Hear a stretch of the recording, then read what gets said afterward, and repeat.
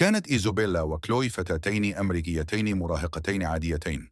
بعد المدرسة كانتا تقضيان كل وقتهما معا، تشاهدان أفلام الرعب، وتبيتان معا، وتتسوقان ملابس جديدة. كانتا تحبان الحفلات، ومواكبة الأصدقاء، والمرح، والاستمتاع بالحياة. لم يكن لديهما أي فكرة عن المصير المروع الذي تخبئه لهما الحياة. في إحدى الليالي قررت إيزوبيلا وكلوي قضاء سهرة نسائية. خططتا للخروج خلسة إلى ملهى ليلي حالما ينام والداهما. قبلت إيزوبيلا والديها قبلة الوداع وصعدت إلى السرير.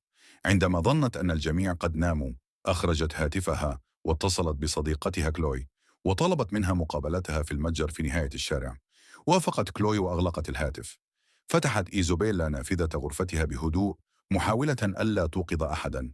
خرجت إلى حافة النافذة ونزلت عبر أنبوب التصريف. وبينما كانت تسير في الشارع المهجور، شعرت بشعور غريب بأنها مراقبة. انتصب شعر مؤخر رقبتها. نظرت خلفها لكنها كانت وحيدة. عندما وصلت إلى المتجر المجاور لم يكن هناك أحد، فأخرجت هاتفها واتصلت بكلوي. حسنا، أنا في المتجر، قالت. أسرعوا وإلا سأعود إلى المنزل. ما الخطب؟ سألت كلوي. لا أعرف، أجابت إيزوبيلا. هذه الليلة لا تشبه الليالي الأخرى. أشعر بشيء غير طبيعي. أشعر بشعور سيء. توقفي، أنت فقط تتصرفين بجنون العظمة، ضحكت كلوي. سأكون هناك خلال دقيقتين. أغلقت إيزوبيلا الهاتف، لكنها لم تستطع التخلص من شعورها بأن أحدا ما يراقبها. بعد 5 دقائق وصلت كلوي، وسارت الفتاتان معا إلى الملهى الليلي.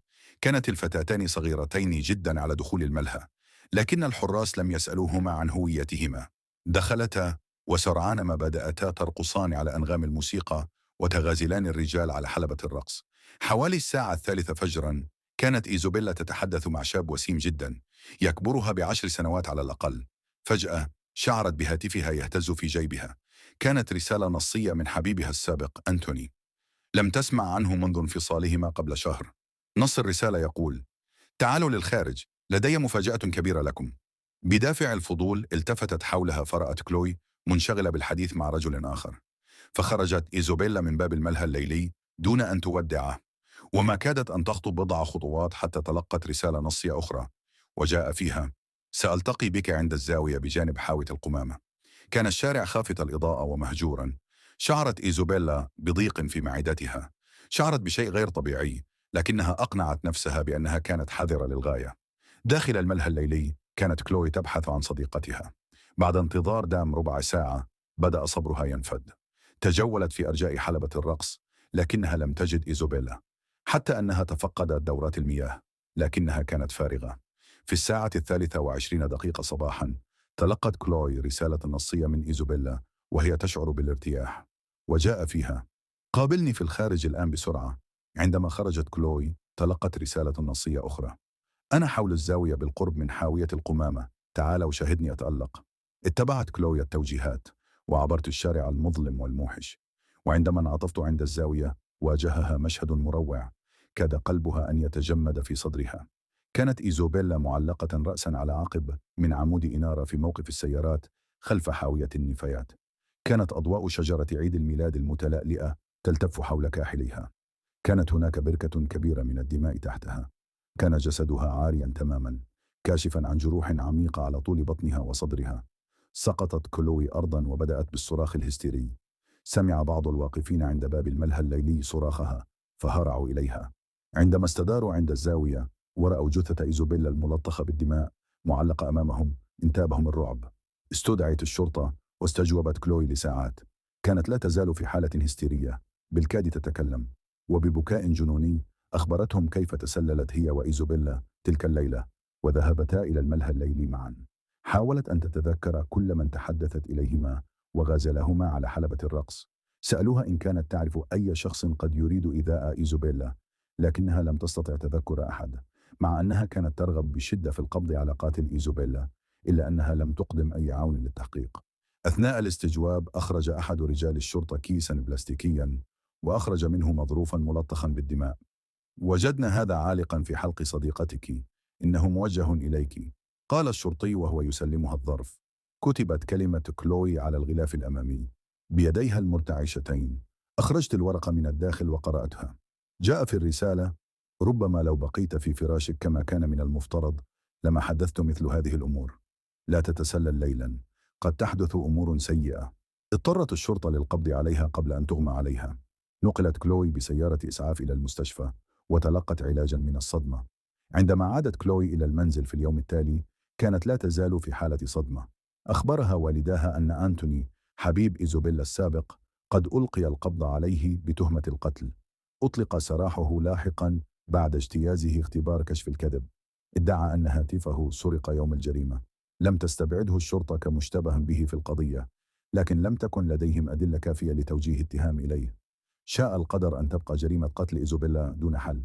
لم يحاكم أحد على الجريمة، ومع مرور الوقت بدأ الناس ينسونها. مر عامان وكادت كلوي أن تنسى الليلة المروعة التي قتلت فيها صديقتها المقربة بوحشية.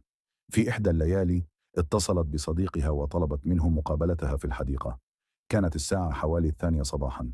بدأت تمشي نحو الحديقة، لكنها شعرت بشعور غريب، تماما كالشعور الذي أخبرتها به إيزوبيلا ليلة مقتلها. كانت على وشك الوصول إلى الحديقة عندما راودها هذا الشعور فتركته. رن هاتفها.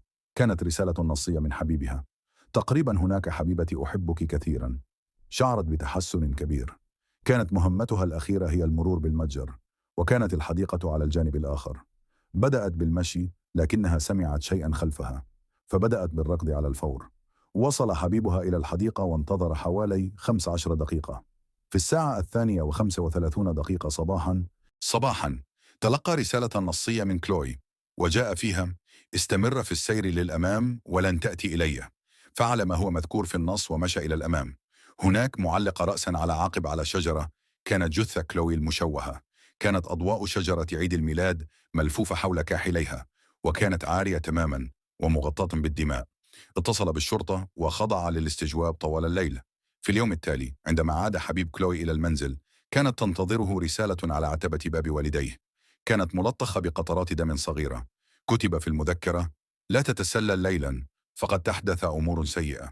أتمنى لو أستطيع إخباركم أن جريمتي قتل إيزوبيلا وكلوي قد حلتا، لكن هذا ليس صحيحا.